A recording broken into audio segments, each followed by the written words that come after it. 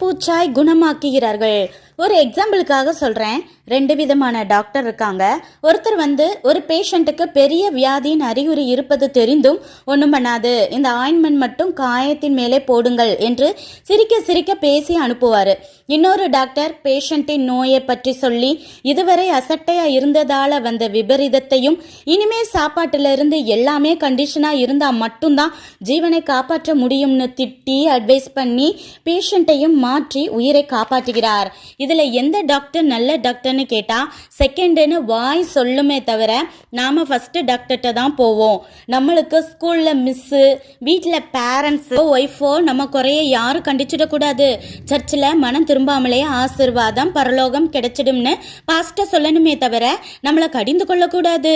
கடைசியாக நோய் முத்தின பிறகு அறிவு வர்ற பேஷண்ட்டை போல நரகத்து கிட்டக்க போய் நின்று அறிவு என்ன பிரயோஜனம்? யோசிங்க.